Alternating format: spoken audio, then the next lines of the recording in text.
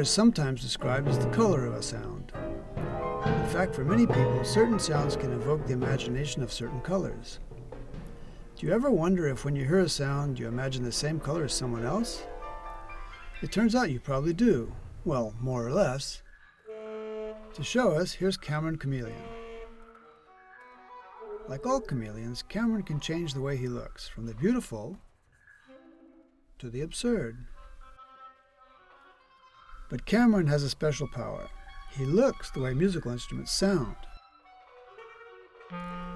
But how does Cameron know which colors go with which instrumental sounds? It's based on something called cross-modal correspondence.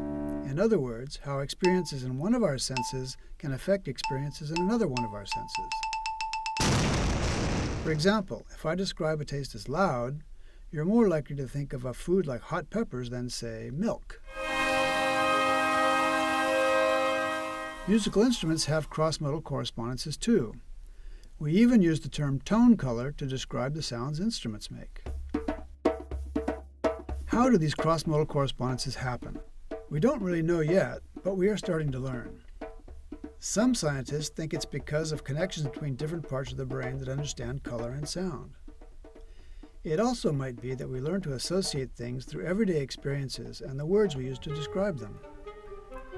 For instance, the shapes and colors of the musical instruments themselves may influence how we think about the sounds they make. It's important to point out that not everybody has the same cross-modal correspondences. For each instrumental sound, there are people who would imagine different colors or not imagine any colors at all. But it's also not totally random.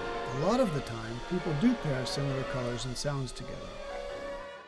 Let's do an experiment. Here is the sound of a cello.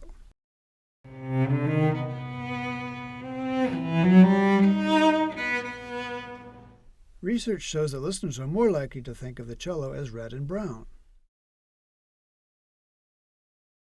Now here is the sound of a clarinet. Shh.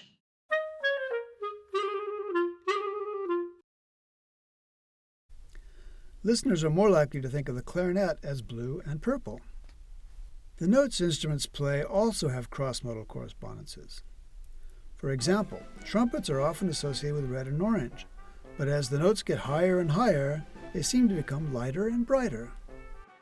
Then there are other factors that affect cross-modal correspondences, like how loud or soft instruments play, how long or short their notes are, and different techniques musicians can use to change the sounds their instruments make.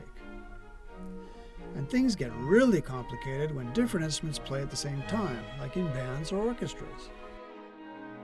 But Cameron knows that when we start to play with the colors and mix them together, that's when the real fun begins.